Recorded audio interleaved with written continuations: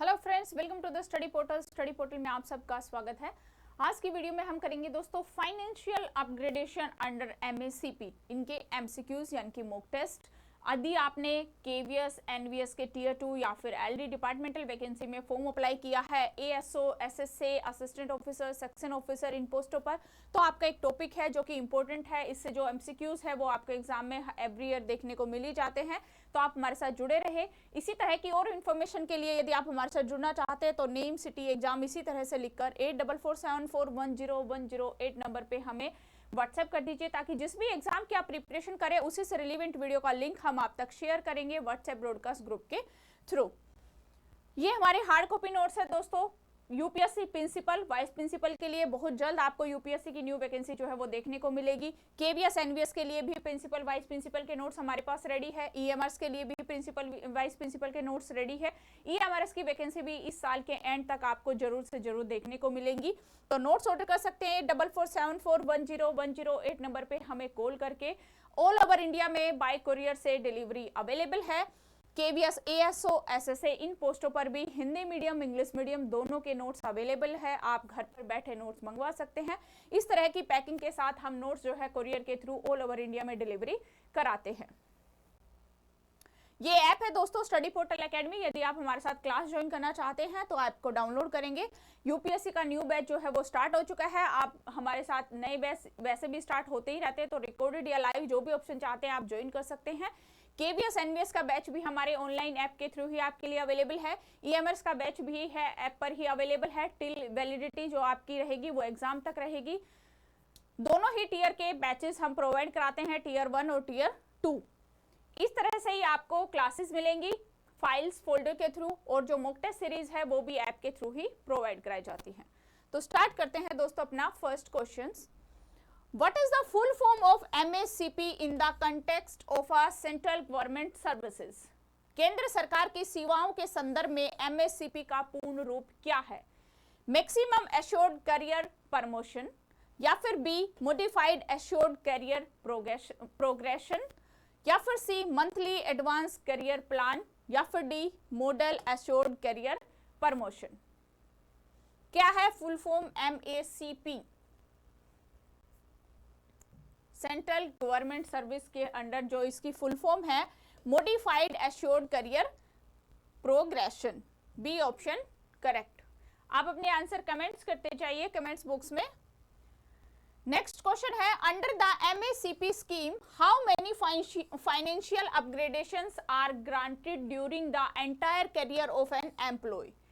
MACP योजना के तहत एक कर्मचारी को पूरे ही करियर के दौरान कितनी वित्तीय स्थानोत्पन्न यानी कि अपग्रेडेशंस दी जाती है? ऑप्शन ए है 2, B 3, C 4 या फिर D 5। एक कर्मचारी को पूरे करियर के दौरान कितनी जो है वो वित्तीय अपग्रेडेशंस दी जाती है? MACP योजना के तहत 3 अपग्रेडेशन जो है वो उसको दी जाती है। B option correct. Next question है, financial upgradation under the MACP is granted when an employee remains in the same grade pay level for how many continuous years? Option A है MACP के तहत वित्तीय स्तरोन्नयन तब तक दी जाती है जब कोई कर्मचारी कितने निरंतर वर्षों तक एक ही ग्रेड पे और लेवल पर रहता है। 8 ईयर्स तक, 10 ईयर्स, 12 ईयर्स या फिर 15 ईयर्स?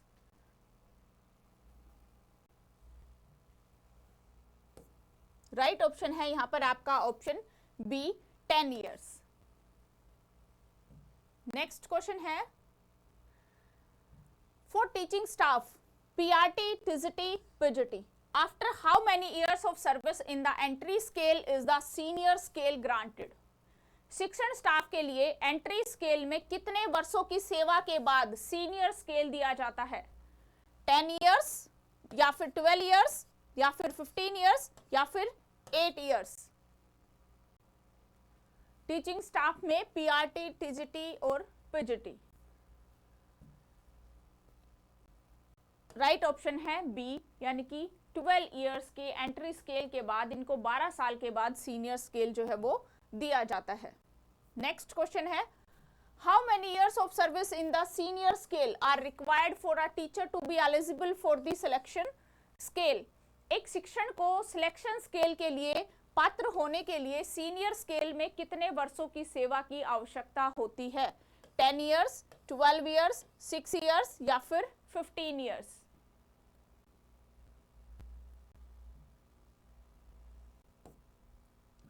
सिलेक्शन स्केल के अंदर 12 ईयर्स के सेवा की आवश्यकता होती है। B option correct. नेक्स्ट है, विच committee authority screens the cases of the grant of MACP? MACP प्रदान करने के लिए मामलों की जांच कौन सी समिति या प्राधिकारी करता है? ऑप्शन है ए डिपार्टमेंटल प्रमोशन कमेटी, या फिर बी स्क्रीनिंग कमेटी, या फिर सी एकेडमिक एडवाइजरी बोर्ड, या फिर D finance ministry.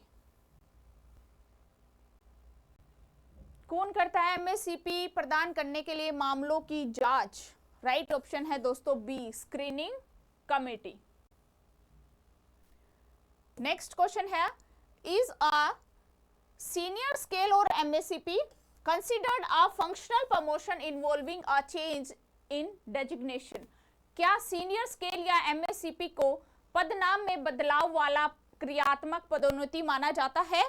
Option A है यस, बी है no, it is only a financial upgradation, या फिर C only the principal allow, या फिर D only in the last year of service.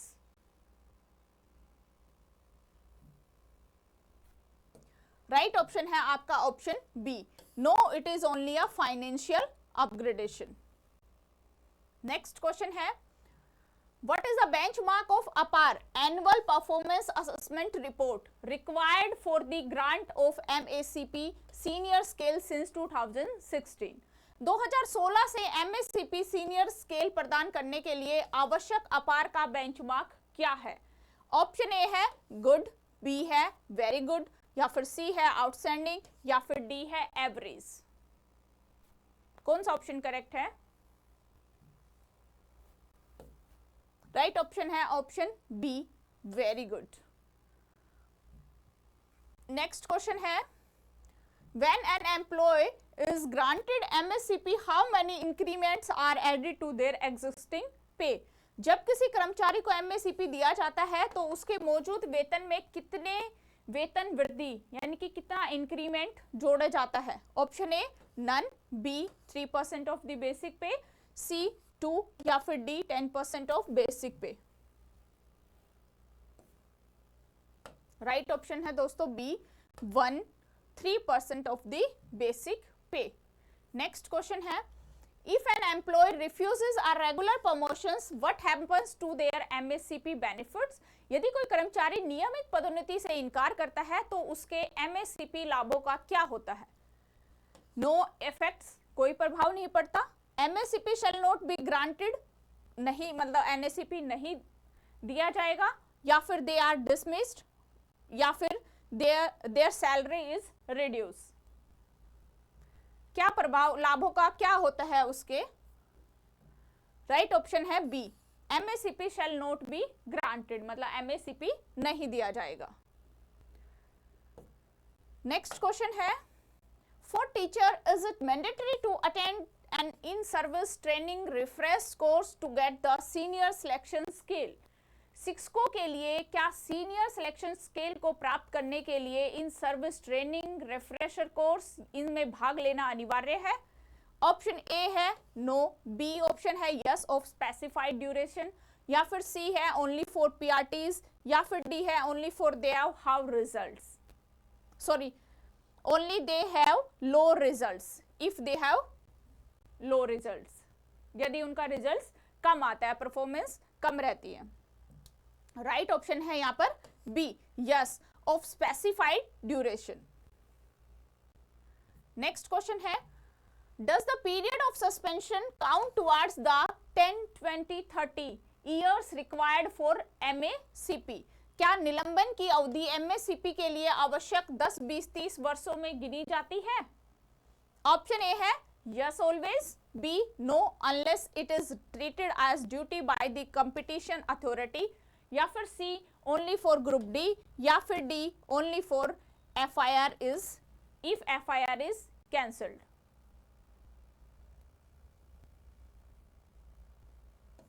Right option है option B, no unless it is treated as a duty by the competent authority.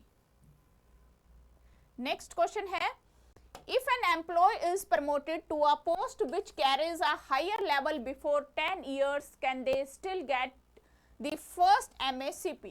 यदि किसी कर्मचारी को 10 वर्ष से पहले उच्च स्तर वाले पद पर पदोन्नत किया जाता है तो क्या उन्हें अभी भी पहला MACP मिल सकता है? ऑप्शन ए है यस, बी है no, the promotion is counted against the MACP entitlement, या फिर C yes after 1 year of the promotion, या फिर only if the promotion was at okay.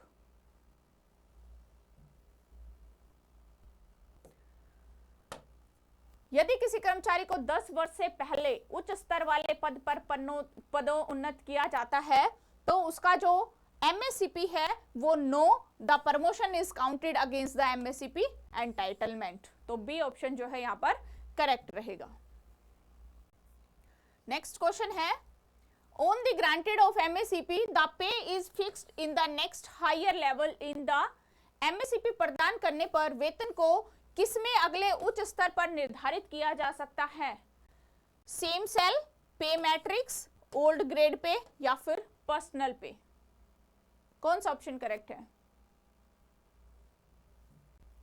MACP प्रदान करने पर वेतन को किसमें अगले उच्च स्तर पर निर्धारित किया जा सकता है? वो है पे मैट्रिक्स में। B option correct. Next question है, what happens if a teachers is already in a higher pay level through MACP and then gets a regular promotion to the same level?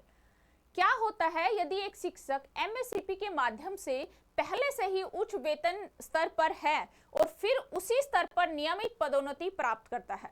Option A है they get another increment, no further pay fixation increment is allowed, their level increases again, या फिर they get a bonus.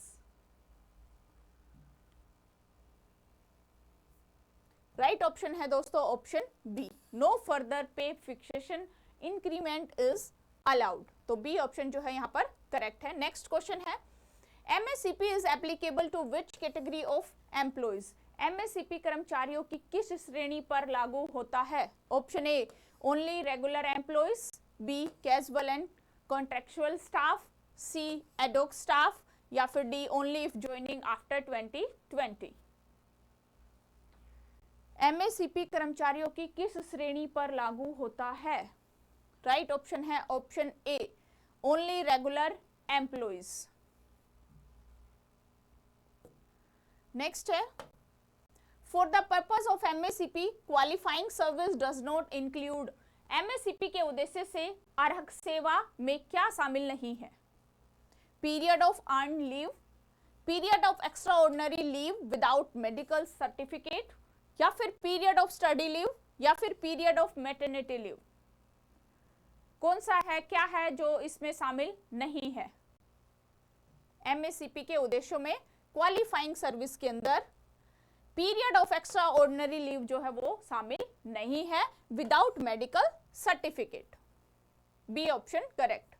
Next है, selection scale for teachers is granted basis on which criteria? शिक्षकों के लिए selection scale किस मानदंड के आधार पर दिया जाता है? सीनियरिटी लेवल पर, seniority cum merit and stability, या फिर only based on student result, या फिर only by the written exam?